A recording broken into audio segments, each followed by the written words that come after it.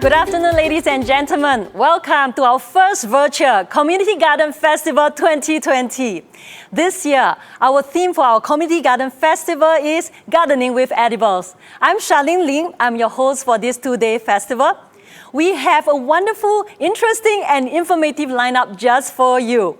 Now, you can look forward to virtual tours, demos, sharing from our community gardeners, and also our plant experts.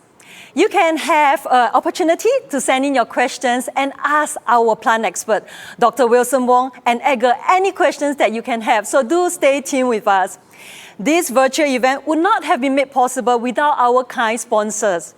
A very big thank you to Thompson Nursery Association, Katong Flower Shop, Canopy, and Vineyard. We are also very happy to share that Woon Heng, Toh Gardens, SG Orchid, and Song Orchids, who are nurseries that sells beautiful orchids, have come on board to give us great special promotions for those watching at home. So you can check out the link for more information. On top of that, we would like to say a very big thank you to our supporting partners, Singapore Food Agency and Comcrop. To add on to the fun, we have exclusive giveaway throughout our shows. All you have to do is to listen carefully to our questions and answer them accurately and as fast as you can. You stand a chance to win gardening vouchers courtesy from Thompson Nursery Association. Thompson Nursery Association is also providing free gardening workshop for viewers at home. On top of that, we hear you. MPark has been receiving a lot of requests asking for more of the Gardening with Edible seed packs. Here is your chance. Whenever you see the QR codes that we are going to flash throughout the show like this right now, all you have to do is to scan the code, fill up the form, and key in our festival code CGF 2020. You can also click on the link in our chat column and key in the festival code CGF 2020. In a very short while, I'll be having a chat with our community gardeners. But before that, let's take a look at a photo montage of the winners of our Garden of the Year Awards. The Garden of the Year Awards celebrates community gardeners that are exemplary, not just in horticulture standards, but also in engaging the community and spreading the love of gardening to everyone.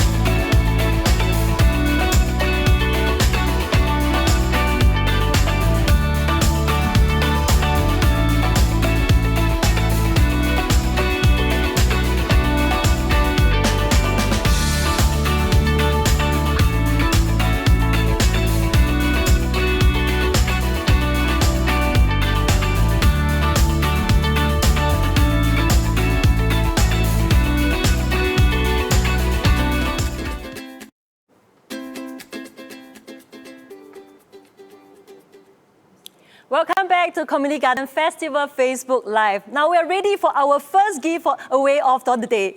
Now the first person who's going to key in the right answer in our chat will be walking away with $100 gardening vouchers courtesy from Thompson Nursery Association. Now if you are ready, I'm going to tell you the first question. Name a community garden that won Garden of the Year award this year.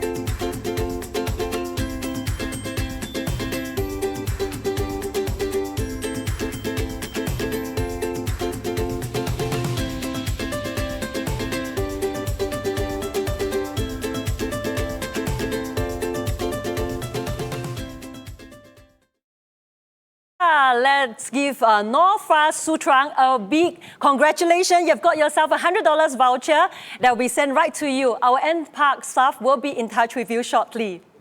Now, Community in Bloom is a nationwide gardening movement that aims to foster community spirits among residents, young and old. Now, first started in 2005. Now, across our island-wide, you can find up to 1,600 community gardens that are cared for by more than 40,000 community gardeners.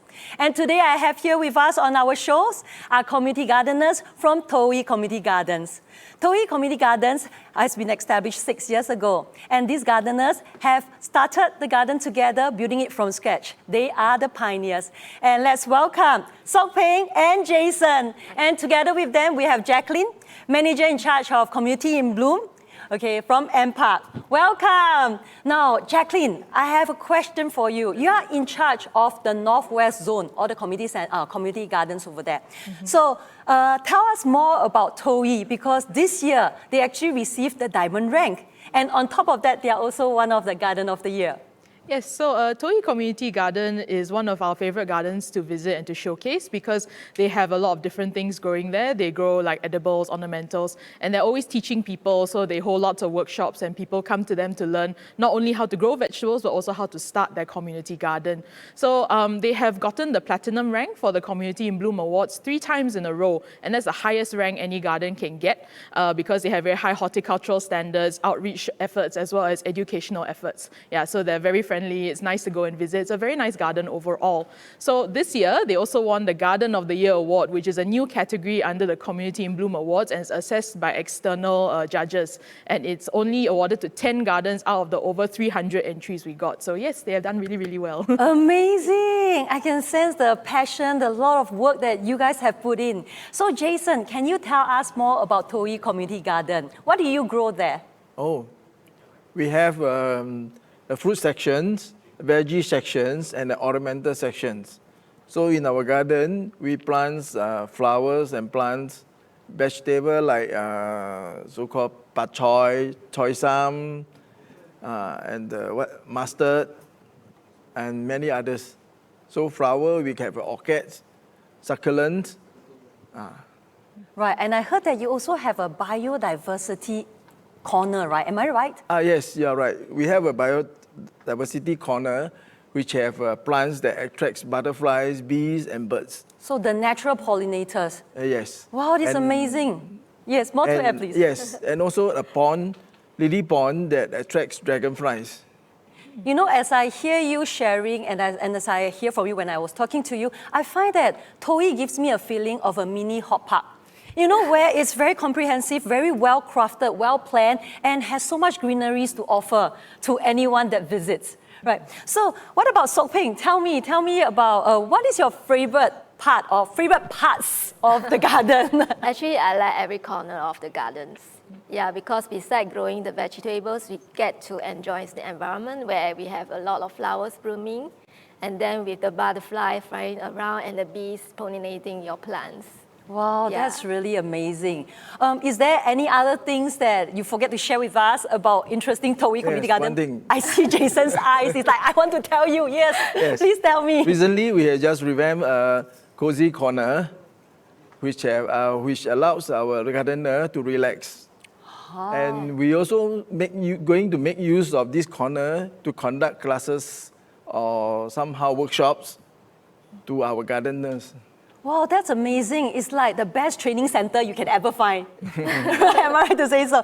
Now, and Sok Ping, are you a member or volunteer or teacher there at Toei Community I'm a Garden? member and a volunteer for the herb sections. For the herb Yes. sections, Yeah. right. And how many volunteers do you have at Toei We Community Garden? have 10 volunteers, and currently we have 46 members in our garden. Oh, that's a lot. Yeah. Actually, you really require the manpower to help to maintain, Yes, right? correct. Right, that's a lot of teamwork and great team efforts. Now, aside from that, with so many members, do you all have any activities that you carry out? Every year we will have a harvest sharing section and potluck gathering for our gardeners. Wow, I'm sure that potluck, as I hear, you'll be using the harvest from. Our garden. Wow, so I can see on the table, not just see, in fact, I can smell. I'm sorry, viewers at home, this is my privilege. Look at what I have here. Ah, beautiful bowl of delicious looking rice, but look at it. It's a piece of art. And Sok Ping, this is your recipe, right? Yes. Can you tell me about this Okay, dish? this is a herbs rice. So I steam the rice with kaffir lime leaves, lemongrass, and cook with the blue pea flower water. Wow. And then after the rice is cooked, you let it cool down, and then you can toss with this mint, Right. and then the laksa leaves.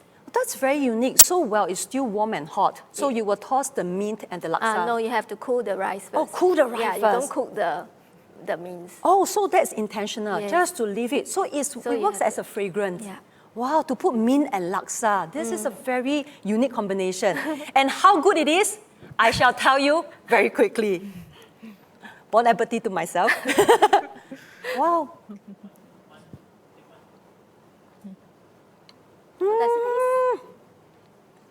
You know, this is a diet breaker for anyone who's going on diet. No carb diet. I tell you, you're going to eat like 10 bowls of this. So delicious. It's so fragrant. Thank you. Wow. And on top of that, I know that mint and laksa, they actually have very good health benefit. I know mint, laksa, they both help with digestion. No, but on top of that, right, I believe that for mint, they also help with some brain power. You know, it's actually very nourishing for the body. And laksa too for inflammation. Right, so these are the ones that you grow in your garden. Can you share with our viewers, is it easy to take care of them? Yes, the mint is quite easy to grow, and then they can do well in a partial shade environment. They need a moist, well drainage soil in a pot or in the ground. Right. Yeah. How about laksa? Laksa do the same. They can actually grow from cuttings as well. So whenever you harvest for cooking, you can just start the new plants. Oh, right. So Yeah. you just leave it the cutting and then you just put it Yes. into the soil Yeah. and it can grow again. Yes. Now, and on top of that, I see this bottle. Wow, look at this beautiful bottle of, I see fresh rosemary inside. Yeah, this is the infused rosemary or olive oil, which I get the cuttings from my garden. Ah, so you just infuse it with olive oil. Yes. And this becomes like a good dip for your bread? Yes. So I Wow. use it for my bread, salad, and seasoning. So what about rosemary? Is it easy to care for? No, it is not very easy because they don't like wet feet. So they need a very well drainage soil, which what I do is I have a mixture of soil, sand, perlite, and stone.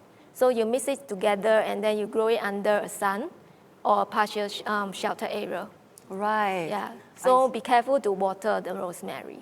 Yeah. Actually, I learned it from the MPark videos, right? They have taught us how to care for Mediterranean herbs, but they also say that we have to prune it regularly, Yeah. so that it will grow even better, right? Then what do you do with all the fresh cutting? That's just, it grows in abundance and so nice. Oh, that would be good for me. Tell me. I used to use these cuttings for my propagation experiments. And recently, I just experimenting how to get this cutting and incorporate with my kokedama. Kokedama. So you are the experimenter at This Toei is the Community one. Garden, right? Today, I brought here the minced kokedama. So that is your experiment. Oh, yes. So because, can you tell us, our viewers, what is kokedama? It sounds very Japanese, right? Yes. In fact, kokedama is a Japanese bonsai, sometimes also known as poor man bonsai. And its actual meaning means moss ball. So we have the moss and a soil mixture together to form into a ball. To form the ball. And I can see that you have some of them here to show us, right? Yes. Can you tell us more about it? How do we make one, if you would love to share, like to learn about it? Yes. To make kokedama, we need to have the basic material like soil. Yeah, so this is a normal potting soil or garden soil. It's mostly inorganic materials, bits of clay, perlite, sand, this sort of thing. So this is the base material that will help to hold nutrients for your plant. And then we also mix it with peat moss over here, which is organic material. This is meant to hold water for your plant. And after that, we need to cover it with live moss. So this is different. The peat moss is dead. The live moss is obviously alive. This is green. This will help to hold the whole structure together. Yeah, so Jason, do you want to show us how to tie it? Okay. Yes. To make the most kokedama, we need to mix this soil Which with is a some very water. important potting media, right? So the Yes, soil. the soil.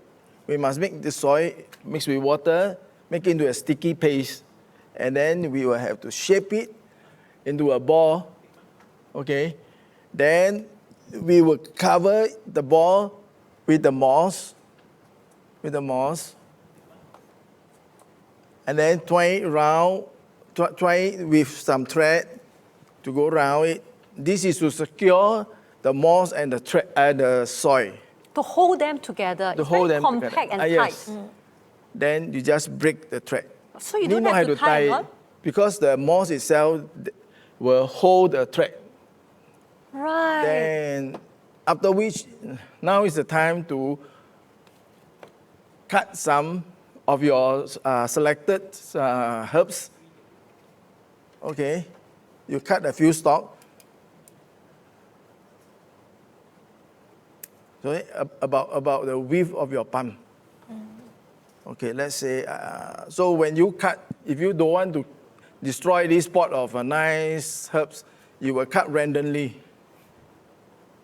So that is also so a you good will tip not- that you're sharing, right? Yes. So you will not go bare on one side.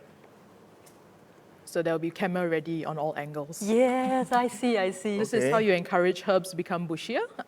So, people tend to be very sayang about their plant. Oh, it's so big, it's so beautiful, and I don't want to harvest it. But when But you don't do, worry. yes, you can give your plant a haircut, it won't die. Okay. let's So they are more say- sturdy than you can imagine. Yes, definitely. But you can see how Jason carefully turn it Okay. around, So does now his you see, it selection. still look good. Yes, it does. Okay. Now, before we plug this rosemary into the ball, we have to remove some of the knobs. You can just put it like that. If it's too hard, then you use a pen knife to cut it off. Gently scrape it off. Scrape it off. But you can still use them, right? They are all very good yeah. for your focaccia bread, Yes. in your... Yes. This you can keep it and save it for your cooking later. Yes. They are also good for freezing. So if you're not using them fresh, you can use it for later. There's so much you can do with herbs, and it's so fun to have your own herbs garden.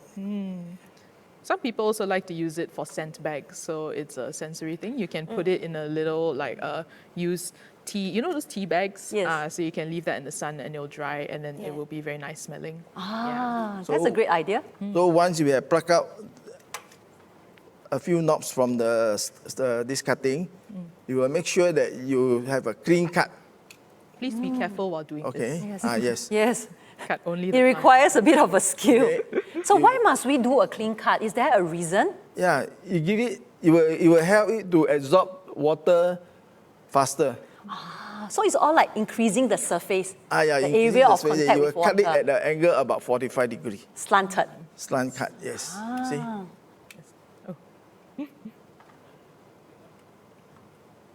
After that, So once you are ready, you will get a stick, a satay stick, okay, to help you poke it in. help you to plug this rosemary cutting in. So you just plug it in, then give a shake, then you just plug it in. The planning part will come here, right? How you want your kokedama to look. Because wherever you poke and put in your rosemary, that's how it's going to be presented. Usually we will just go around to make it into a bush, something like a bush. Yeah, And so- it's also better to spread them out so that they don't fight for Yes. the same nutrients, right? Correct. So you just leave about an inch or so, then we just plug this in again. It sounds like a very fun project that you can engage your kids to do, you know. It's a Okay. bit like playing with Play-Doh, putting it together, but at the end of it, it's such a beautiful creation, right? Yeah, so kokedamas are really nice indoor displays. So if you have other shade-loving plants, things like spider plants or money plants, they actually do really, really well as kokedama as well. So this is quite a nice thing to display. It's very artistic, and as you can see, if you put it on a plate, it's quite striking. I think it would be nice to have around the house. Yes, you can put it at different corners of the house, on your dining table, at the corner of the house. I think Yeah, I will need one more. Oh, the master is at work. Yeah. It must be perfect. You can look at Jason, you can look at the glow in his face, and whenever he's in contact, you see he's smiling from the heart.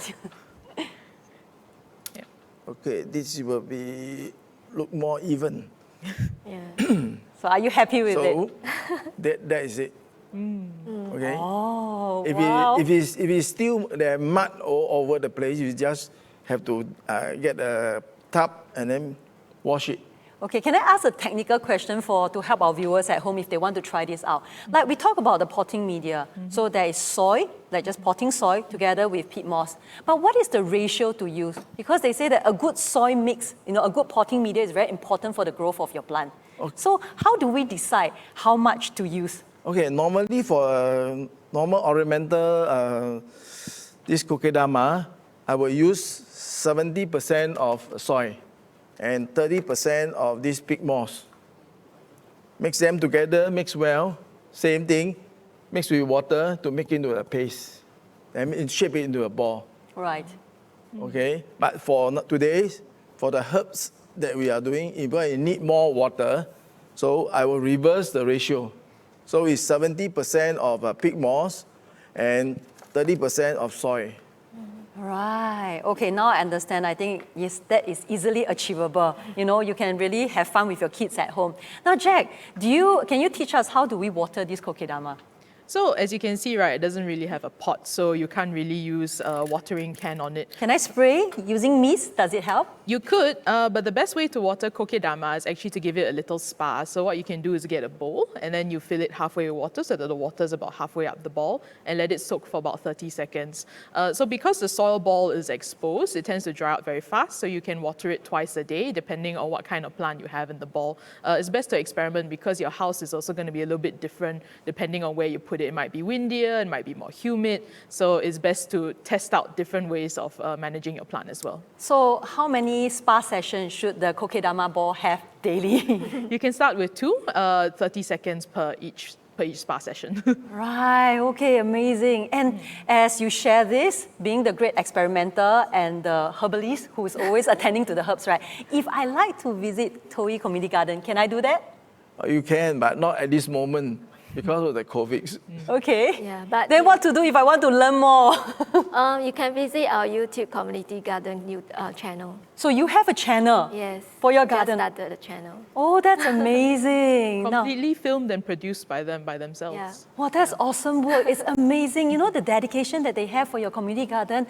I can truly feel the Toei Community Gardens, you know, sending out the key message that Community in Bloom wants to deliver. That is fostering community spirit. You know, we call it kampong spirit. I think this is really coming alive, as you can see in our community garden.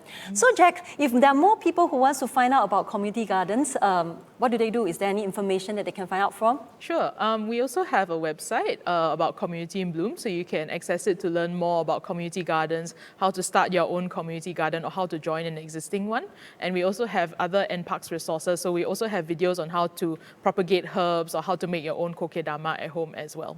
Right, so if viewers at home, if you are interested to find out more on how to do it, how to make your own kokedama, please visit the YouTube channel. Right, thank you very much, our Community in Bloom gardeners, and also Jacqueline for being here with us today. Now, I have learned a lot, and I'm very excited. Once I get home, I'm going to get all the materials so that I can work on it with my children. Now, with that, it's time for another $100 gardening voucher giveaway. If you are ready, now to stand a chance to win, right, all you have to do is type the correct answer as fast as you could into the comment section. Now, the first person with the correct answer will walk away with the gardening voucher, courtesy of Thomson Nursery Association. Now, take note, every person can only take part and wins once in a day. So if you have won today, you can join us again tomorrow to continue your good luck, okay? So if you are ready, my question for this giveaway is, in the butterfly pea dish that was shown, what were the herbs featured?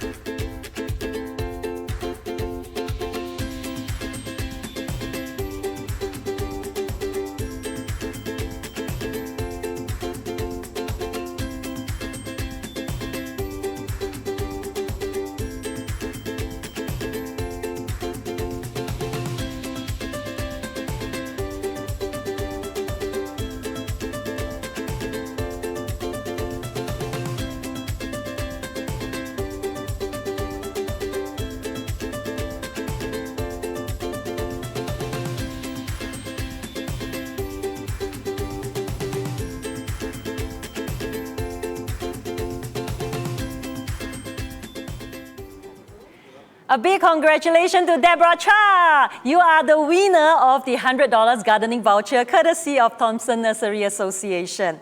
I hope that you have learned lots from the session earlier. There's a lot more lined up for you to learn and gather information from. Now, in a while, join me together with our Flora Ranger Pearl to learn how to turn your everyday item from your refrigerator into very refreshing tabular floral arrangement. But before that, let's take a virtual tour to take a look at the different thematic gardens in HortPark.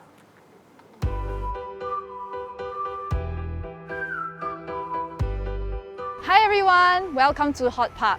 My name is Kelly and I'll be bringing you around today. Short for Horticulture Park, this sprawling green space is home to more than 20 themed gardens and a variety of native plants. It's a one-stop resource hub to learn about gardening and plant needs. Come explore it with me today.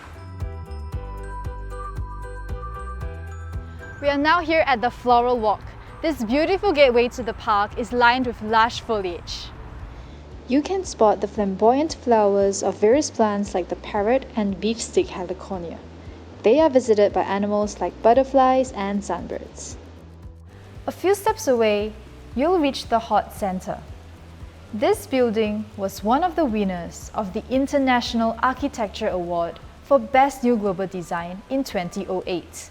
Here, you will find our Visitor Services Center, various amenities like F&B outlets, and a retail outlet for all your plant and gardening needs. The Hot Center also serves as an event space for events such as Gardeners' Day Out and Community Garden Festival. Now here we are at the themed gardens. Each garden is specially designed to highlight the distinctive qualities of the plants they contain. Let's check them out.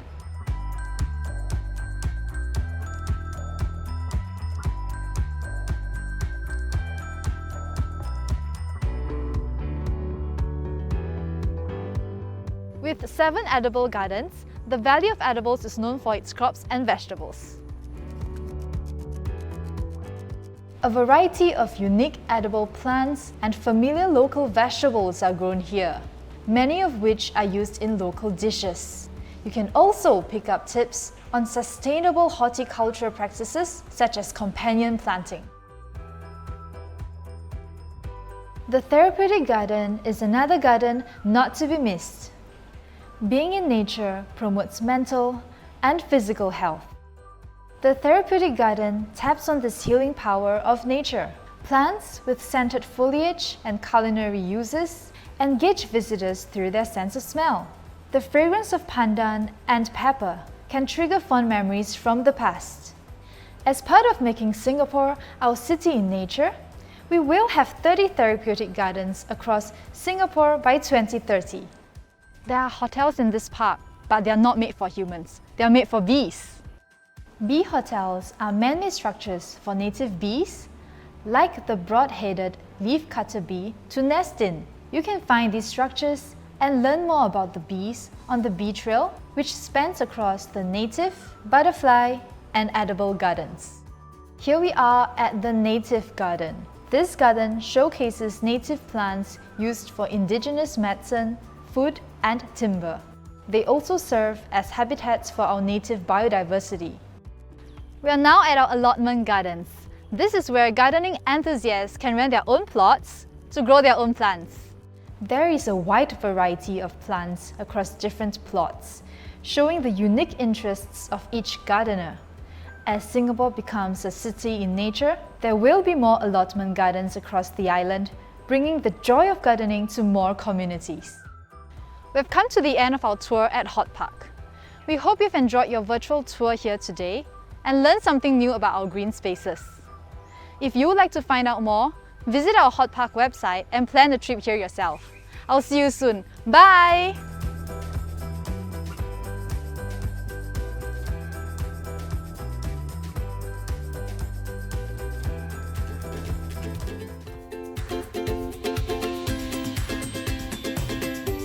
Hi everyone, thank you for joining us today at Community Garden Festival 2020 and welcome to Kitchen Studio. Now with me today we have Pearl. Now if you have been watching MPark's series, the Floral Arranger series, and you wonder who is that creative hand behind that video, and here she is, the legendary one. Hi Pearl. Hi Charlene, welcome to our kitchen studio. Yes, I'm glad to be here. Would you like to say hello to our viewers there? Hi everybody. Now today we're going to show you some floral arrangement, something very interesting. Right, and it's not just one, right? We're going to show 2 floral arrangements today. That's right. And the materials that you'll be using, they are very easily accessible. It Yes. could be somewhere from our house, or we can easily purchase them, right, from the Yes. supermarket, or you can head out to any local nurseries. That's because right. they will have it and you can do it. So, what do we have here? What are the materials that you'll be using today?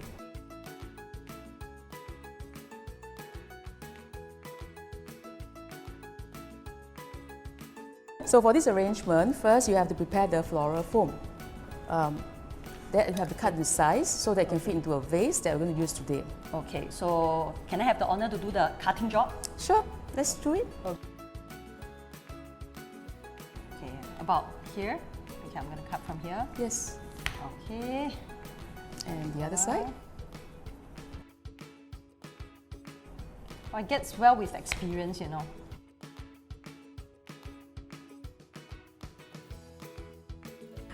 There you go. Is this good? Yes, it's good enough. So once we have cut the slices, we're going to fit into the glass vase. Okay. So for the glass vase, we have already prepared the foam. What we have to do is place it on top of the glass vase. So once you put it along the rim of the vase, you have to just gently push it down about 1 inch. 1 inch. 1 inch down the glass vase. So with that, you are ready to start with your arrangement. Okay, so once the vase is ready, we are going to prepare the French beans. So I'm going to show you how to secure the French beans. In order to tie the French bean into the foam, you have to secure it with a binding wire. I'm really very curious what you're going to do with this. Okay, So I'm going to let you try all the 50 beans. 50 beans. Okay, Yes. don't worry, I'm a very fast worker. Productivity at hand, all ready to go. So what do I do? Good. So this is the binding wire that we're going to use. First, you have to cut the binding wire. Just about 4 inches. Now, using your thumb to hold it, you're going to twist the wire over the bean and twist it a second round. Once you are done, you can lift it up to show that it is secure. So your bean should not drop. Wow. Yes, Yes, if no it matter drops, how I shake. you have to do one more time. Oh, okay. Okay, So- let me try it. Let me Yes, try so it. I need to try. Just cut the So, binding I need wire. this binding wire. So it's about 4 inches, which That's is right. about here. Yes. And I saw you doing it. Please correct me if I miss a step. So you put it right in front, on top of the French bean. Yes. And you did a twirl, Twist it twist around. it around, right? Yes. And then you hold this behind, and I think you did this Twist it to forward secure again. it. Wow. It's And tight, to right? test whether I did it right. Okay. Pass. Pass? Yes, you have Okay. some more to do. Okay. Yeah, so sometimes you might not have French bean, right? Yeah, so if I don't have French bean, can I have some different vegetables? What would you recommend? okay, if you don't have French bean, you can use things like lady's finger because it's long for this arrangement and it's also very hardy. Yes, so it can last you for a few days. Can For I try arrangement. wing bean? Yes, you can. You need a bigger vase if you can find. That's the very fun part, right? When you do floral arrangement, can you tell me whenever you do it, is that the part that excites you the most? Yes, it's the process that's fun. So all the prep work is done, and now this is where art comes into place, right? Correct. So now we have prepared the floral foam earlier. It's time to actually insert the beans. So I'm going to show you how to insert the bean into the foam. First, you have to make sure that you insert the bean along the rim of the foam. Oh. So that holds so well because you have used a binding wire to secure the foam. So you can continue for 4 sides. Wow, look at this. Well, this is truly a very unique way of framing. You like it? I love it. It's very, very nice. And look at it. Look at the texture. And when you double layer it, it's very aesthetically appealing. Right. Looks good for the flowers now. Right. Very. Okay, so now onto the flowers. So next we have to add in our beautiful eustoma and roses. Ah, the colors. Very fresh. Yes. And you're And gonna, start, smelling good. you're gonna start inserting all these flowers in. So maybe you can help me to lay all the flowers, Okay, I'll do that. roses and the eustoma. Can. Okay, so pass it over to me. I'll take them out. Okay. So we can start inserting the roses first. They're the big flowers. Right. And So just poke it in. we snip quite a lot of portion off, right? Usually we keep about 1 inch for the flower stalk. Right. You can arrange the flowers in asymmetrical pattern. Right. And how long does this flower last, usually? Actually, if you condition a flower well, roses can last about 4 to 5 days. So you mentioned conditioning the flower well. How do we do it? If you buy the flowers from the floral market, normally you want to soak it in the water. Okay. And one of the good ways is to add floral food. Flower food is just to make the flower more lasting in the Right. arrangement. Aside from roses and this astoma, what other flowers are good choices for this? Well, you can always use like carnations or even orchids. So here we already have a range of flowers. Yes. Most of them are already in. And then we have one more flowers to be in. That will be the baby's breath as a filler. So you'll fill out all the spots. And this is sufficient? Yes, it's Enough. sufficient. Okay, let me get the baby breath. Okay. So for baby's breath, we just have to add a little as a filler. So you might want to help me to trim off Okay. into short stalks. Okay, I'll do that. So you can add into the one more space that we have here, just to touch up. And Voila. this is the complete set.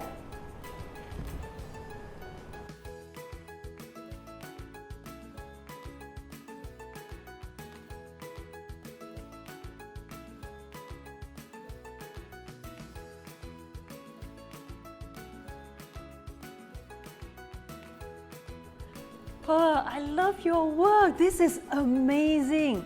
You know, I've never thought of like using edibles for my floral arrangement. And on top of that, French bean, and to frame it this way, wow. It's really something very unique because you're using edibles, and I will look forward to your next masterpiece. Ken, I will do it at home, then I'll send you a picture. Then you tell me whether, Shifu, am I good enough?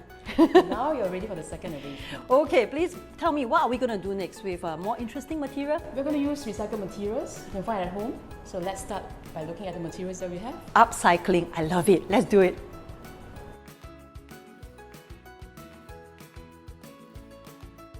Now we're going to wrap this rubber band into the vase. Okay, please show me. I'm going to use the yellow rubber band. Just wrap it around the glass vase. And you can actually combine the next color straight away and create a little pattern within the vase. Oh, but how do you decide on the colors? Is You there can use warm a colours. trick? For example, this is peach and yellow. So you give a very warm base later on, and you can match with the flowers as well. And you can just continue to create asymmetrical look. So this is actually a very fun way of doing it. Yes, and I can see the creation happening at this moment. Now, what if in the house you don't have such colorful rubber bands? Is there any other materials that we can opt for to create this floral arrangement? Yes, for some of us who don't have this rubber band, right, you can actually use yarn. This comes in a lot of colors. So you have brown, green in this arrangement. And this is very, very interesting if you have a bigger vase and longer vase. Ah, wow, it's very nice. It's like all webbed. Wow.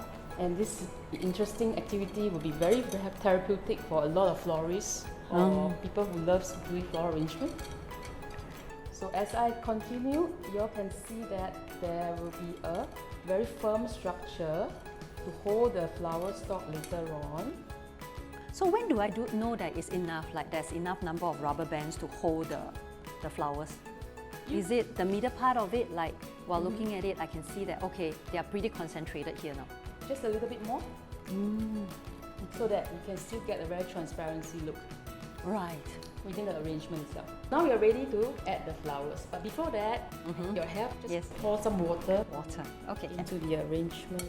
Okay, so how much water will you need? Half filled will be done. Half fill, huh? This water is needed for the orchids that we're going to insert in right now. Okay. Okay, I think it's enough, right? It's more than enough. So once we are filling water, the fun part is just adding the orchids ingredient in. So slowly just insert, and you see how well the orchid is able to stay. Wow. Because we have created that nice rubber band base. Yes, and it's not only just staying there, you see how it blossomed. Why? And you just, for this small arrangement, you just have to add about 4 to 5 orchids. Can I try?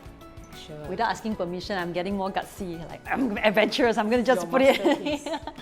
So for here, I just have to add like 5 orchids. Okay. Okay, that's and 5. it stays really well with the rubber band structure. Yes. So this is the first material, and to add a little details, very interesting addition that I always like to add is this dried lemon slice. Ah, and you did some work on it. Look at that. It's the same wire that we were using, right? Yes. Oh, so you in actually order to put it hold through? In order to hold the lemon slice, you have to use a wire again. Just support it well. So twist it with the same binding wire that we have used earlier on. And there goes like a lollipop. Yes. A nice smelling lollipop.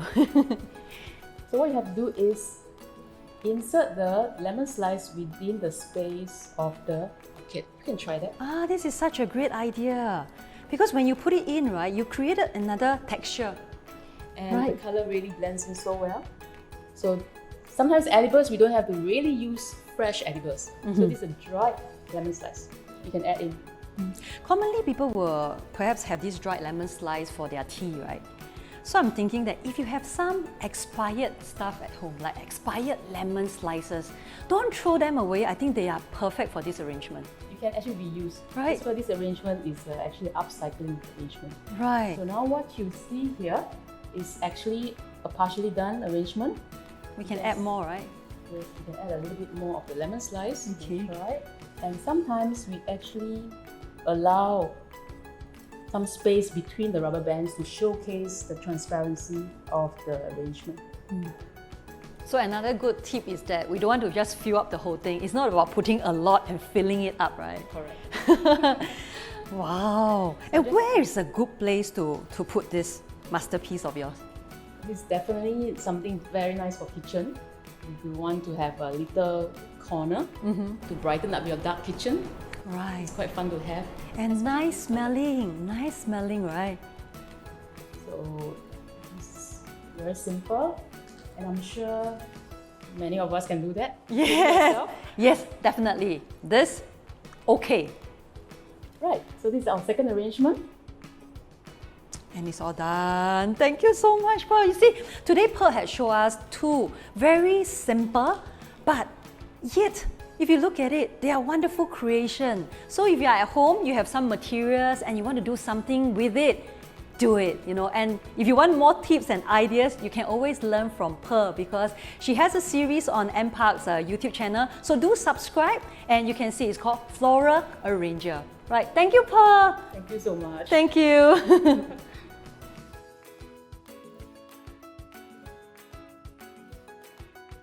Now is the time for giveaway. Are you ready? I'll be asking one simple question from what we have covered.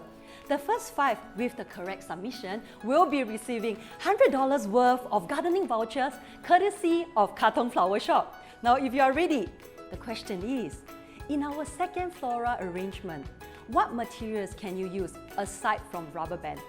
Really easy, right? You know the answer, right? Oh, come on, type it in. And if you are the top 5 with the correct answer, our staff will be contacting you and you will be receiving the vouchers in your mail. Now, thank you so much for joining us. Now, if you'd like to know more about Pearl's work, you know, all the different techniques that she applies, different materials that she uses to upcycle, please go on to MPark's YouTube channel. She has a series called Flora Arranger. Come on, do subscribe to the channel. There's a lot that you can learn from.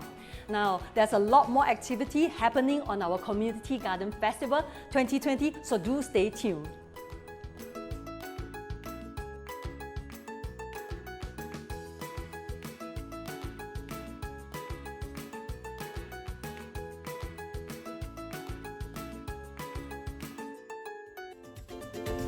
We are keen answers to our giveaway in response to many of the comments, requests for more of the QR codes regarding about our gardening with edible seed packs.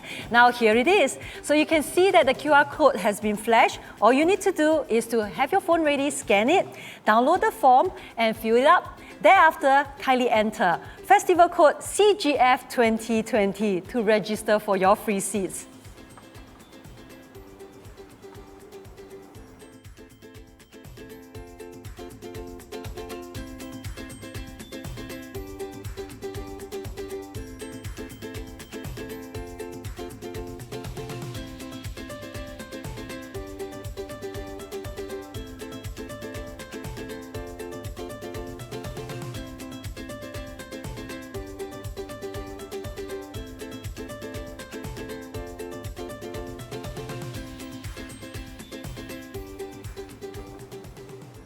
Did you answer correctly? And congratulations to the 5 winners. Yes, you are right. The answer is Yan. So you'll be getting contacts from our MPark staff regarding about your prize, and they'll be in your mailbox soon.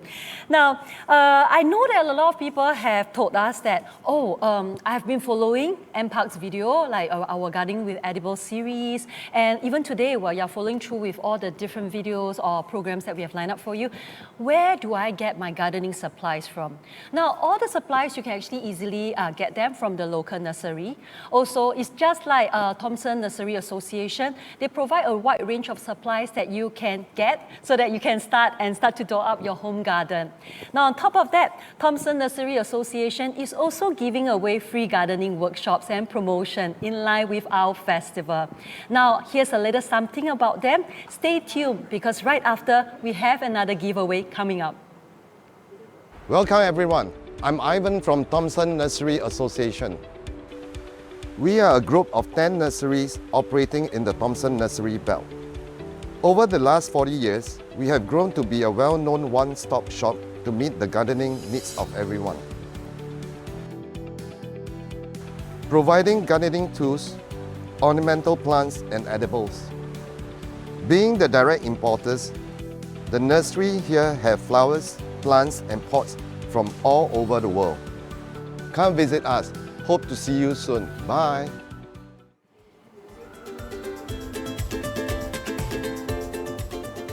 Look, you have seen the wide range of gardening supplies that you can get from Thomson Nursery Association. So head down, if you are all ready, after our festival, go down and shop for all your supplies and get your hand into the soil. Okay, now it's the time for the next giveaway. One of our lucky winners is going to walk away with $100 gardening vouchers courtesy of Thomson Nursery Association.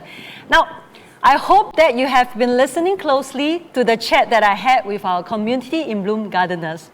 And the question is, what were the 2 main planting media used for the kokedama?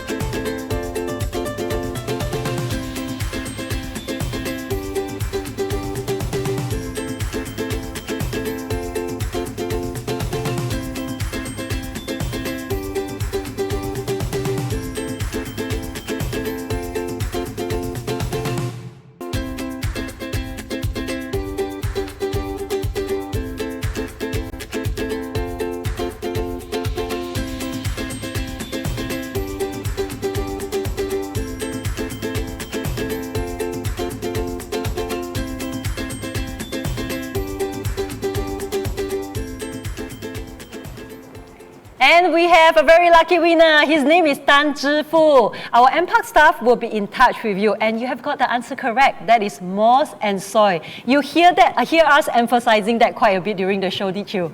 Okay, now we're gonna take a short break. Okay, because at 3 p.m. our plant specialist will be up next on our Community Garden Festival, sharing with you very insightful information for you to grow great plants. Now, before we do that, I think it's another round of our free MPark Gardening with Edible Seeds giveaway. Now, if you are interested in expanding your home garden, you can simply scan the QR code on the screen, enter our festival code CGF 2020 to register for your free seeds. Happy growing!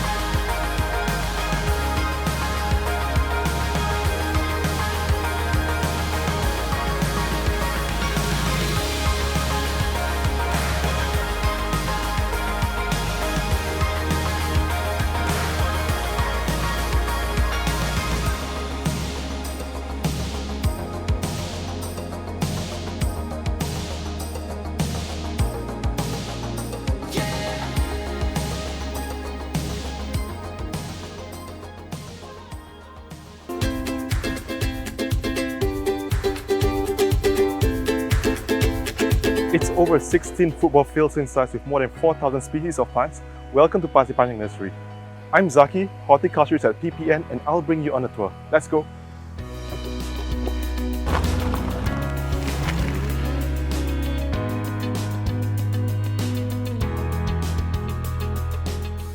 The nursery features 9 sections, each housing different types of plants.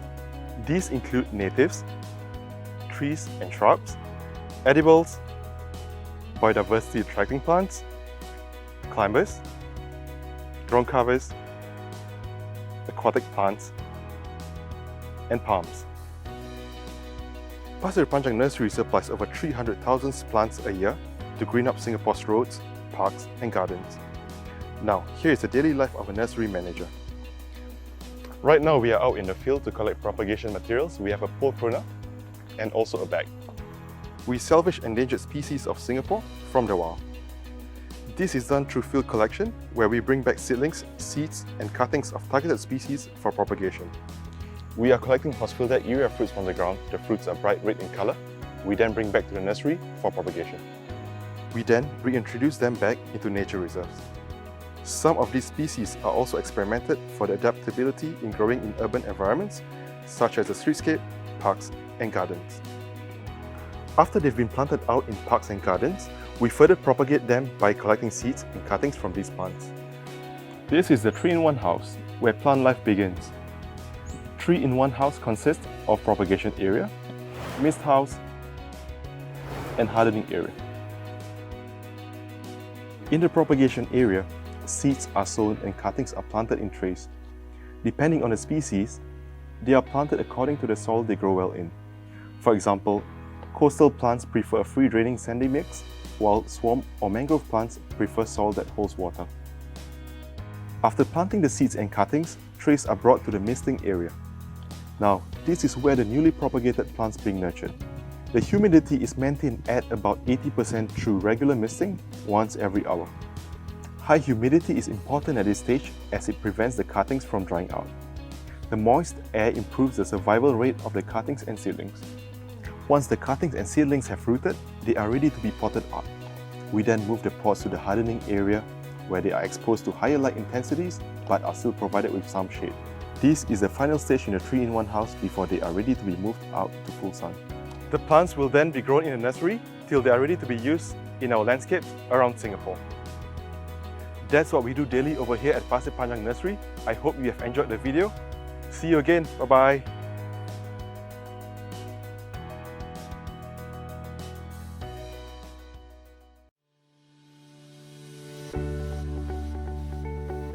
Hi, I'm Liana from the horticulture team at Hort Park. We are here at Flora Walk, one of the many themed gardens here at Hort Park. So come follow me and I'll show you around. Flora Walk is a garden featuring a wide range of flowers and greenery. As you enter the garden, you will be greeted with blooms produced by the plants from the Heliconia, banana, and spiral ginger family. Plants from these families produce flowers in warm colors with different leaf characteristics, giving a stunning contrast of texture and color in the garden. The spiral ginger family produces bright colored blooms that make great cut flowers. Over here we have a scarlet spiral flag. It has bright red bracts from which orange flowers emerge. The flowers produce nectar that attracts biodiversity such as butterflies and sunbirds. Now let's take a look at the trees. When you visit Flora Walk, don't forget to look up and check out our flowering trees. Many people think that flowers only appear on shrubs that they can see at street level. But flowers also appear on trees. Flowering trees make a big impact in our landscape. They offer shade, color, as well as food and shelter to fauna in the garden. We are now looking at Rhytias, a group of fragrant plants. This plant is loved for its sweet fragrance and delicate clusters of white hanging flowers. An uncommon Rhytia on display is the orange-flowered Rhytia. This interesting hybrid produces blooms with a strong fragrance. You can expect to see hibiscus blooms as you walk along the winding path. Did you know that the hibiscus has also been named the national flower of Malaysia, South Korea, and Haiti? Hibiscus flowers are easily recognized by its large petals and pollen tube. We will now take a look at the last group of ornamentals. You may have seen this flowering shrub in most parks and gardens. These are ixoras. They flower throughout the year, which make them a garden favorite. Ixora flourishes under full sun, producing a lot of flowers. We have come to the end of the virtual tour. I hope that this has inspired you to create your own floral garden at home. Bye!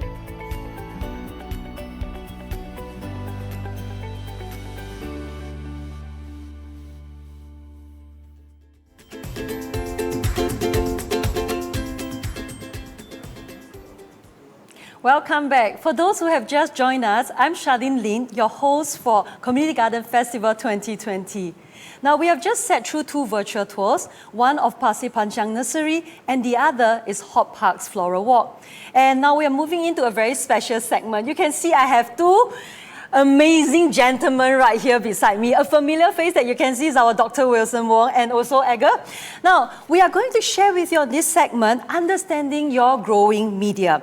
Well, our experts here, they're going to tell you about the different types of growing media and their properties so that you can find one that is suitable to grow your garden gem. Now, please stay tuned too because our gentleman here is going to have a Facebook live chat later on. So you can submit your questions regards to your garden, questions that you have, send it in through to them and they will be the best person to advise you. So now I'm going to let the expert take over the floor. I'm going to pass it over to Dr. Wilson Wong and also Edgar. Hello everyone, I'm Wilson. And I'm Edgar. Today, in this session, we're going to share with you what exactly is growing media, the properties that we hope that you'll be able to understand, as well as after understanding the properties, how can you actually make a growing media mixture, that you can use to grow plants at home. So what exactly is growing media? Some of you might be wondering, why don't you use the term soil? Well, soil is actually one of the growing media types.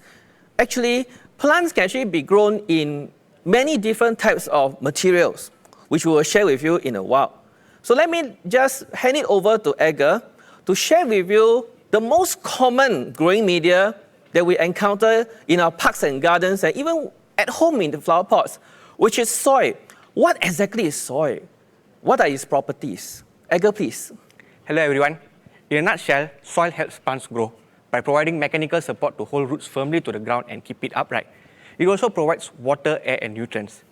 Let's take a look at some very basic soil properties for optimum plant growth. Let's talk about colors first. Wilson, would you like to take a look at some samples I have here? They look kind of interesting. I know this is the kind of potting mix that or soil that I'm used to. But it's kind of quite interesting that there's other kinds of colors in soil. What exactly does the color of soil actually mean to the gardener? Tell us. Soils have different types of color. As we go below the surface, soil color gets lighter, yellowish and reddish. Soil color does not affect its behavior and the use. It's an indication of the condition it's subject to and the composition of the soil. So, when you see you have this dark one that's here, all right? And how does this differ with the rest? What does it mean? Yes. So as a rule of thumb, generally, darker color indicates higher organic matter content. This means that the soil is more fertile for better plant growth. Oh, okay. That's the reason why, when I interact with gardeners out there, especially, the veteran gardeners, they like to tell me black soil, dark soil is very good because it contains more organic matter, right? Yes. So, am I right to say that if I were to take this compost and mix it into some of this, I will get something like that? Yes, probably. Okay. So that's quite straightforward, right? So, Edgar, let us move on to the next soil property that, you want to share with gardeners out there. Yes. Now, let's take a look at the next property, which is soil texture. Soil texture affects nutrient retention, water storage and drainage. Wilson, would you like to have a feel of the sand and clay sample? I use my reusable spoon. Wow, you see the sand? Oh, feels quite gritty, like coarse sugar. Clay? Yes. Okay. Very fine, right? Feels like talcum powder. Quite interesting. Very fine, very coarse. So what does this, soil texture thing mean to the gardeners out there? As you have just seen, Sand feels very gritty and coarse. This means that the water and nutrients drain out very fast, which means your plant will not get sufficient nutrient and water. As compared to the clay, which is smooth, it can retain nutrients very well, but it has poor water drainage. Okay? Water will not be able to drain well. When this happens, just like any one of us, we can't breathe underwater. So the roots will not get enough air and eventually your plant will die. As you can see, I have a sand and clay here. Okay? So a balance of these both, sand and clay, will make an ideal soil, which is a loamy soil.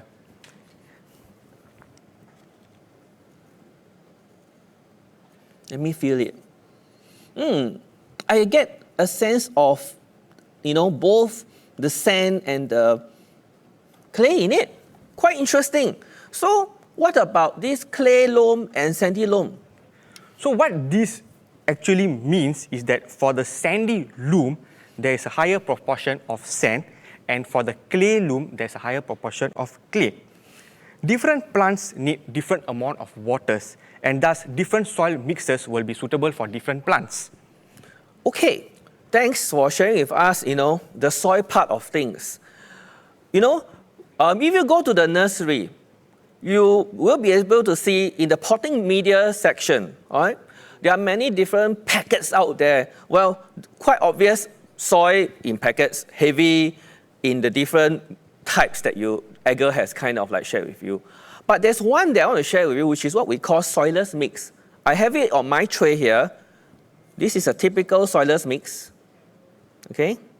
And you can actually see that it contains various things in it, all right? Very loose.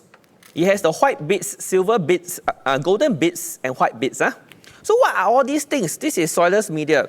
So the white bits basically is perlite, which is this substance here, very light, very gritty. And then you have the golden bits here, which is actually what we call vermiculite. So these two are very gritty. So what they do actually is to open up your soilless mix to permit drainage and aeration so that air can get in and water can drain freely.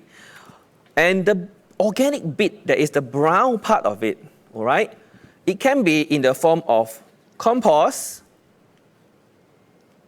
it can be peat moss, and it also can be cocoa peat, which basically is chopped up coconut husk.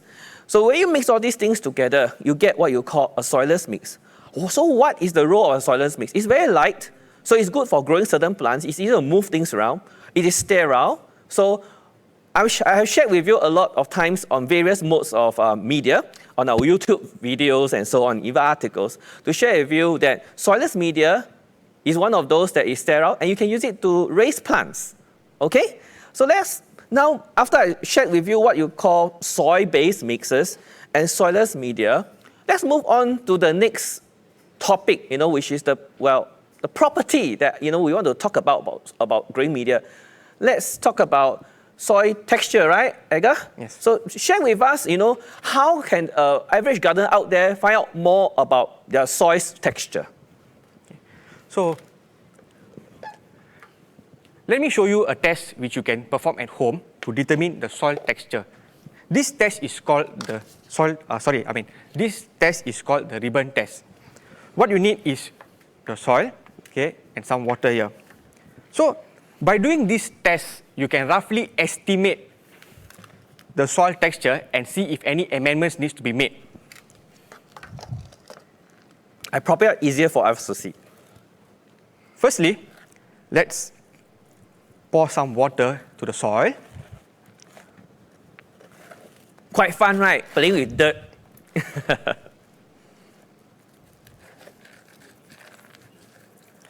Give me some time. I need to make it moist.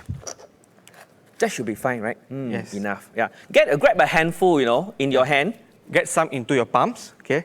Just get it moist. Do not overwater it that is dripping wet. So if you press and if it crumbles, it means we have a sand. But obviously what I have here is not a sand. Let's see what it is. So let's carry on. We squeeze the soil and try to form a ribbon. Squeeze it in between your thumb and index finger and try to form ribbon. So as you can see here, I can form quite a long ribbon. This is an indication of high clay content. Sounds quite easy, right, everyone? So you can actually do a soil texture test this way, okay? And Edgar actually wore a pair of gloves. You know why, right? Because, soil contains, and growing media in general contains microorganisms. So if you are a housewife that cooks at home, and if you have a wound on your hand, it's best to wear a pair of gloves to protect you, all right? So I am now going to do something here. You see, Edgar just now showed a very clayey soil sample, right? So it's very heavy and it's very sticky. It's quite obvious to you that water, if you pour water into it, it's not going to drain that quickly. So how do you actually improve such a, clay soil or heavy soil? Because soil in general is not a renewable resource. We need to make the best use of what we have. Instead of like what I've seen a lot of people do, take out the garden bed, all that soil, throw it away and buy something else, all right? So we want to make the best use of it. So you can do so by adding organic matter in the form of compost, all right? So you can, as you mix that compost into the soil, you can do what Edgar did just now, moisten it and slowly do that texture test, and then you will be able to know whether you are getting a looser and lightening the soil that you have. So after you add compost into that soil, you amend it, you improve it, what is the result of it? Let me illustrate this to you, all right? So Edgar just now had that clay soil sample, right? So I'm going to have it in this pot, right? Clay soil, so it's easy for everyone to see. I pour water into it. Takes very long, nothing's coming out so slowly, Okay. So I have one sample that I have compost mixed into it to break it apart, lighten it. Wow, you see the water is dripping out so much faster, okay? So this is the result of adding compost to lighten your heavy soil. Magical, right? Easy to do, right? And a lot of us like to make compost at home. We add organic matter, okay? So we can use it to improve our soils this way. I hope, I share with you this way of doing it. It's also easy to do. Okay, so now let us move on to the next property that you want to tell us a little bit more, right? Edgar, what is it? Yes, let's talk about another property, which is nutrients. Soil contains nutrients. Just like any of us, plants need nutrients to grow as well. Plants need nutrients such as nitrogen, phosphorus, potassium, calcium, and magnesium in larger amounts, and these are called macronutrients. They also need micronutrients like copper, iron, and zinc in smaller quantities. Plants need all these nutrients to grow well, produce flowers and fruits. Let's take a look at a test which you can perform at home as well. This is called the pH test. What you need is a beaker. You can use the cups at home, a chopstick, okay, to stir, okay, and of course, the pH probe. You can purchase this from any e-commerce website. And also, we need deionized water. So this, there you go. Yeah, this deionized water, you can purchase it from any supermarkets. Mix 1 part soil, 2.5 part deionized water, and stir your soil solution and leave it to stand for 1 minute. Okay, we already have pre-prepared a soil solution and have been standing for some time. Let's proceed to do the test. Make sure that your pH probe is clean. If not, you can use a deionized water to rinse it. Turn it on, Yes, switch it on. And now, let's see what we have.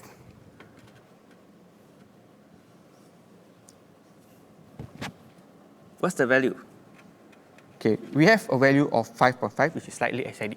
Okay. So what do these numbers mean in pH? You can tell us a little bit more? So now that we know how to perform a pH test at home, let me talk to you about the property, the pH property. Okay? pH is a measure of acidity and alkalinity in the soil. We need to maintain the pH range of our soil from 5.5 to 7. An ideal soil pH would be near neutral, which is 7. As you can see on the screen, this is a chart. At the range 5.5 to 7, most of the essential nutrients are readily available to the plants. So 5.5 sounds quite acidic, right? Yes. Okay, so what can I do? What can I do when my soil is kind of like on the acidic side? So you want to bring it up a little bit more, and you can do so by adding agricultural lime. And you can buy this easily from most nurseries, and it looks like that, this white color powder. All right? So you can actually use agricultural lime and bring down the pH. And this yellow substance I have on my right hand is sulfur. Sulfur will make the soil acidic, it bring down the pH, and then of course agricultural lime bring up the pH, makes it less acidic. Okay, so agricultural lime brings up the soil pH. Sulfur will bring down the pH. Oh my God, you see, today a bit kanchong. Okay, whatever the case is, these two components are pretty potent, you know. So I know you might want to rush to the nursery and buy it, but what is the advice? The Edgar will tell you, they are very potent. So do you encourage people to go out and buy and just throw it into their soil or not? I must say, this test is just a rough estimate. If you see your plant growing well and healthy, just let it be. Don't do anything to it. For those who have bigger spaces or gardens, and to spare you the scientific complex calculation, you could send your soil samples to a lab for professional testing and advice on how much of all this to add to make a better soil. So don't anyhow go and buy and add, okay? Wait, later you ruin your soil altogether, then your plant cannot even grow properly. All right, so I hope that the sharing that we have done so far on, the different types of soil and growing media, the properties, and what you must take note so that you can make your ideal soil. Let us move on to answering some questions. But before we go on to the live Q&A section, let me answer one of the questions that we often get from gardeners out there. Now, one of the questions that I often encounter is that, can I reuse soil? Especially, I have a plant that probably died from some disease. So means disease soil, right? People throw away. But what I can suggest you to do, especially if it's a small little pot, take that soil out, put it on newspaper, remove all the stuff that you don't want, dead plant material, rocks and all that. That soil, put it back into the bucket, take hot boiling water, pour it in, and the temperature should be able to kill most pathogens. Okay? And then after you let the media dry out, and then you can amend the soil, like just now what we told you, add organic matter, and then you can plant your plant again. As easy as that. That's for small quantity amount of soil.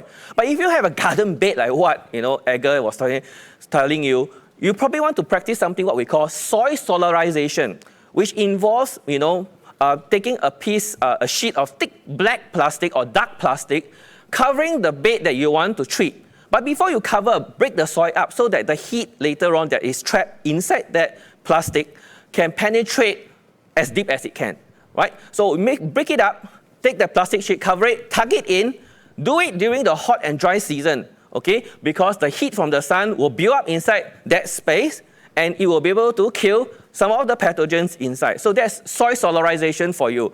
Because due to time constraints, I'm not going to elaborate too much. Soil solarization is a term. Go and look it up on Google or any other search engine. So what's the other question, that people always ask you, Edgar? Another ideal question would be, so what is an ideal soil?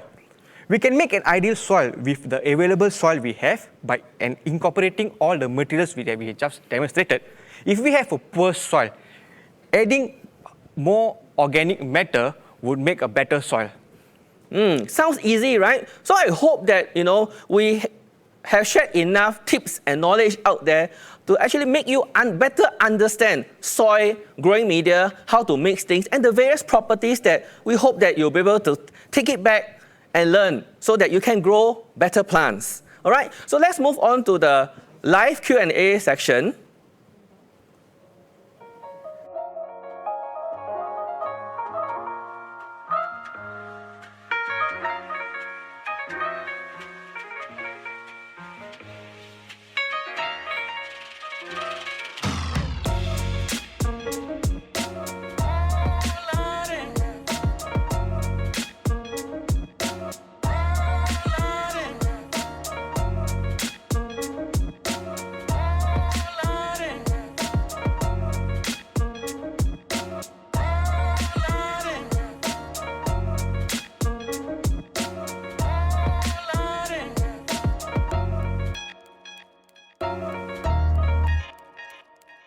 Okay.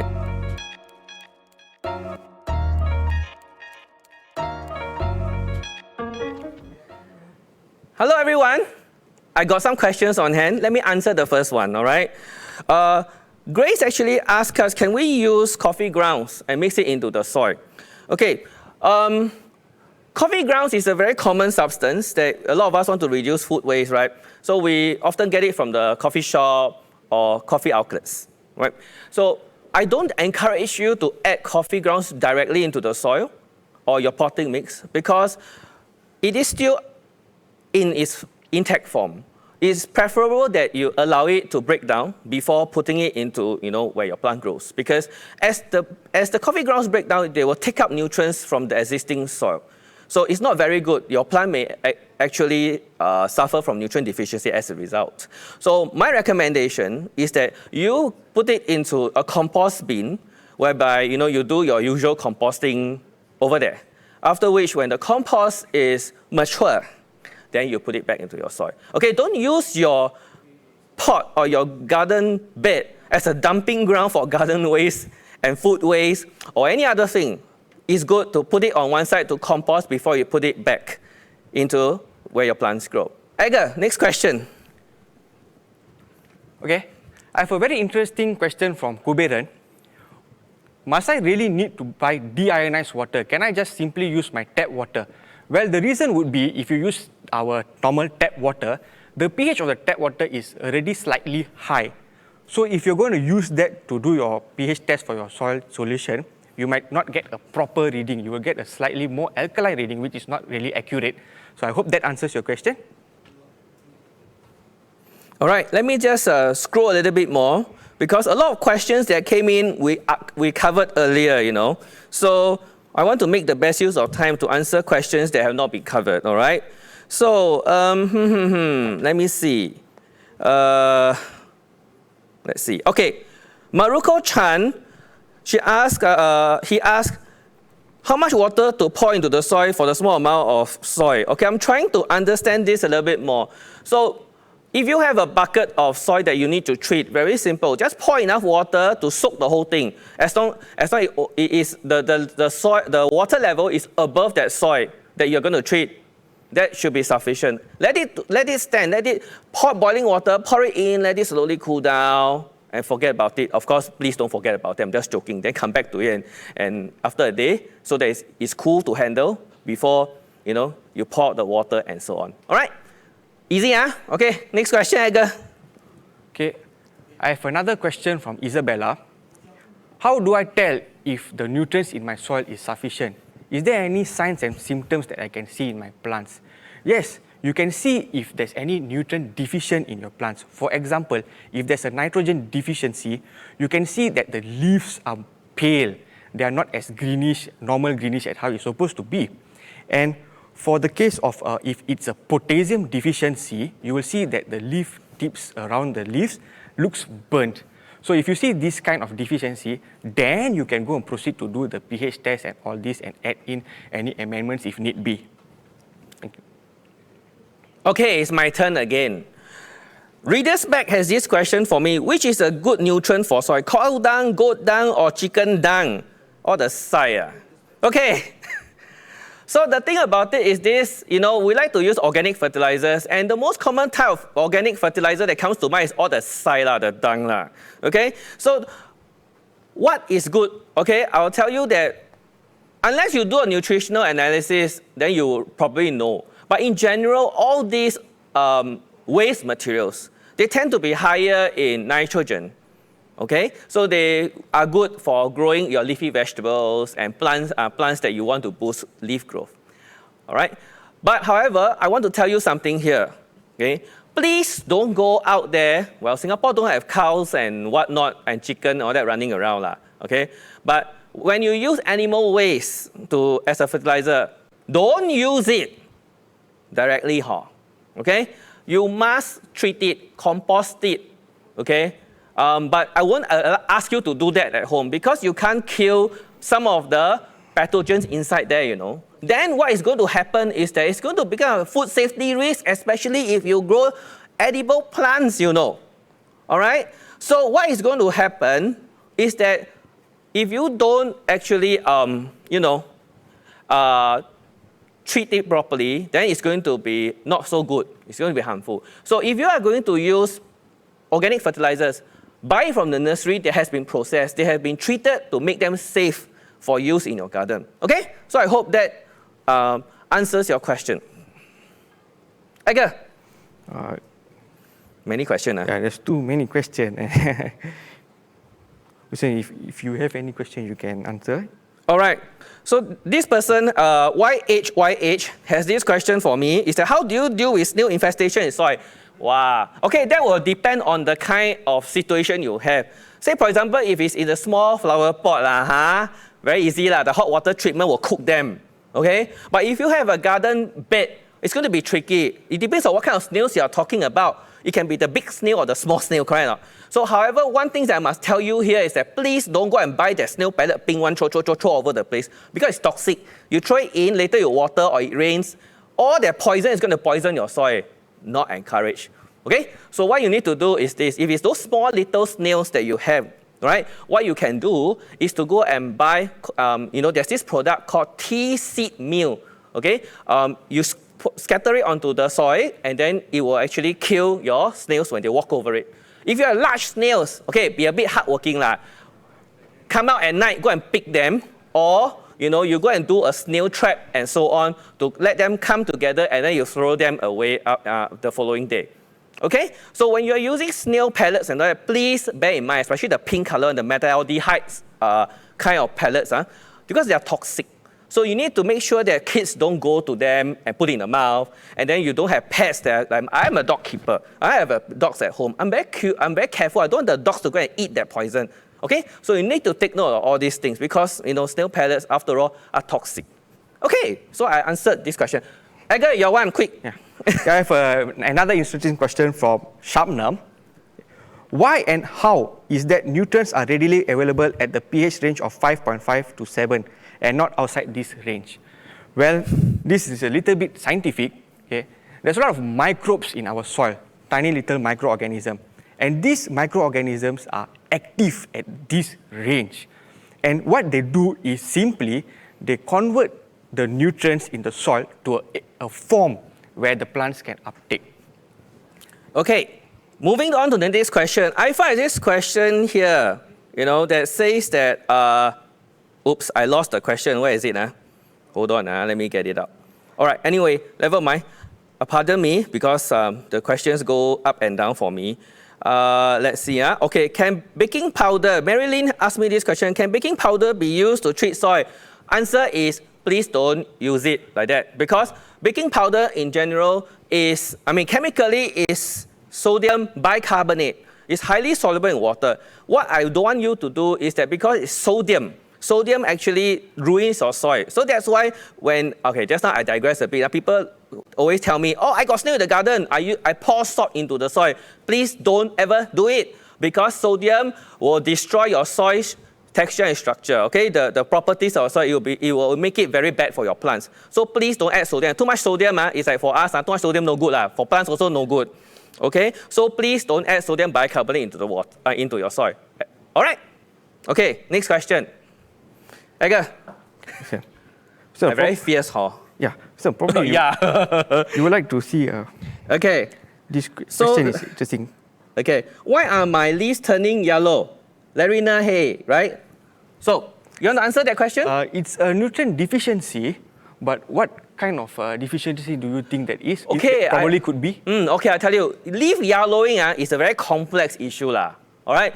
If you ask me, it can be due to several reasons. Number one, is it lower leaves, upper leaves, the whole entire plant? If it's lower leaves turning yellow, all right, it could be a case whereby you forgot to water and your plant dries out, it wilts. Then after that, you water again, it comes back up. So some of the lower leaves will turn yellow. That is one of the most common reasons, right? However, if you talk about soil and nutrition, lower leaves turning yellow, okay, is a sign of mobile nutrient deficiency, particularly nitrogen. So if you grow leafy vegetables, for example, you never add fertilizer for a long time, the lower leaves will turn yellow, okay? And then if the upper leaves turn yellow, the new leaves turn yellow.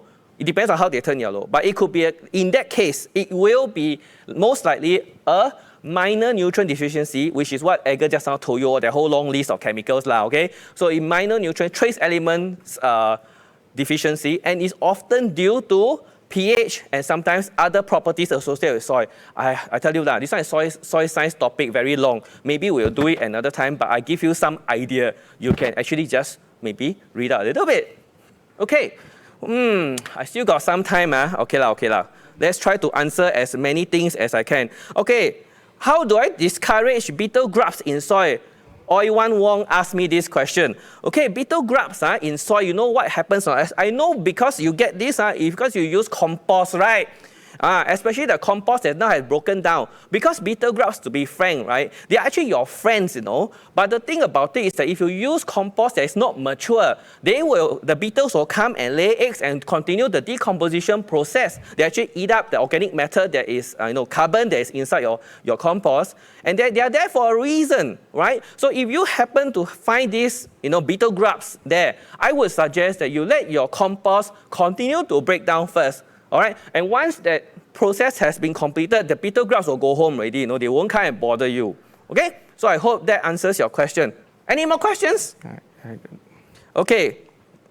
Sabrina asked this question: can one over fertilize? Wow, sure one. I tell you, a lot of people I tell them to put the fertilizer label tell you put 1 teaspoon. The person say, "What? 1 teaspoon very little. Let me I pour the whole packet Sure die one right? The doctor asks you to take 1 tablet, you got to take the whole packet. You know what is going to happen? So please follow the instruction.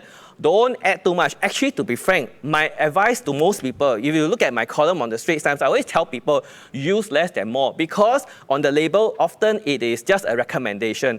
But sometimes you are growing young plants, tender plants, sensitive plants, then that recommended dose could be too strong for your plant. So I tell people to do this, okay, which I'm sharing with you here is that use less than more first. Okay, then if you see that your plant can take it, maybe add a little bit more, a little bit time. Don't one shot put so much, then the plant pingsan, burn. Then you say how? Then I tell you, buy a new plant. Jokes aside, but I hope you get the drift. Okay, next question. Any question? Okay lah. Edgar finding his soil science question, he want to answer. Okay, let me go and find something. How do I? Okay, let me see. Wow. Hey, you all have a lot of questions. Wow, very hard to answer. Some of you. Okay, how to treat? Okay, let me see. Wow, today the question very hard to serve. How to? Okay. Anyway, Valerie asked a question: what is a soilless mix for vegetable and what's the composition? Okay, so this depends on what you are doing. So if you are going to do seed germination, again, let me repeat, you can use 1 part seed germination for vegetable seedlings, for seeds. If you get, I know a lot of you apply for MPark seed. Today, Minister announced, all of you are so avid. Okay, so what you can do here is this. Okay, is that you can use 1 part vermiculite, 1 part peat moss, and 1 part perlite. Okay, and this can be used to grow your seedlings. And the same mixture, to be frank, can also be used to grow your seedlings to maturity. Okay, one last question, because left 1 minute plus. Like Edgar, want to tackle or not? I can't find a suitable okay lah. soily question. Okay, next question. I settle for him. First time. Millipedes in soil, how do I get rid of it? Okay, same thing. This is a case of immature compost being used in your soil. Millipedes are also decomposers, right? So they will actually come and tell you that your compost is not mature yet. So they come and gobble up whatever that's still there. So you need to make sure that your compost is mature, good quality compost that you buy from the nursery. You can go and find out. Make sure that it's mature before you use. Okay? Can? All right. So what will happen here is this. You want to answer any more questions or not? Okay lah. Gao liao lah. Okay, enough. Okay. So let me hand the time over to our MC. I hope, before I hand over, I say something. As usual, I must say this. I hope that the session is useful. Thank you for watching. I hand over the time over to our MC. Bye. Don't say bye first. I think I have to tell everybody, right? Is Dr. Wilson Wong fierce? I don't think you call him fierce, as I can watch him live here. I know you're jealous, you're envy of me. He's so passionate when it comes to anything that is like growing plants and all. And we really have to give it to Edgar. You know, because lately you can see that all the MPark staff, they are moving to Screen France to share with us a lot of wonderful tips, tutorial to teach us about gardening. And this is Edgar's first time. And to first time come on a video, not a pre-recorded, it's a live one. Well done, Edgar. Wow! At the same time, thank you very much to two of our experts. You answered so well. Now I know how to deal with my snail issues and a lot more like soil pH level and doing the test at home. Thank you. And with that, we are going to move into our last giveaway for today. Now, if you are ready, that's going to be another $100 of gardening voucher, courtesy of Thomson Nursery Association. Now, if you listen to our experts closely, the answers has been emphasized a couple of times. Now, here's the question. Based on the previous segment of chat with our plant specialists, what is the common pH range of soil that is suitable for growing most plants? Edgar, your forte, right?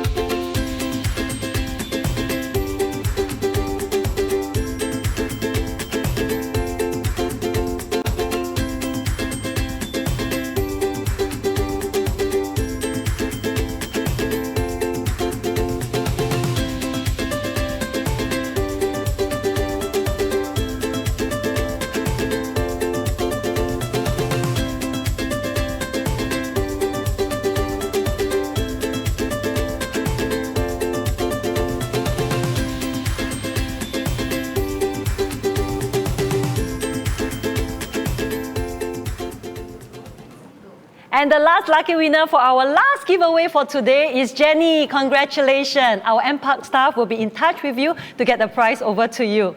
Now we're coming to the end of our show for day one. Now our workshops are all fully signed up, fully subscribed. Thank you so much for your overwhelming participation. We are now also going to give away some of our free seats. So if you are interested to get them, please enter our festival code CGF 2020 in the online form. Now prepare your phones, and right after this you can scan the QR code. And that's all for our day one. I'm super excited about what's in store for us tomorrow. Now, so I'm going to see you at the same time, 2 p.m. on MPark's Buzz Facebook. Now, you will be in for a treat. There's going to be virtual tours, a cooking demo, and also another round of plant picnic. Now, I'm Charlene Lim, and I hope to see you tomorrow. That's all for now.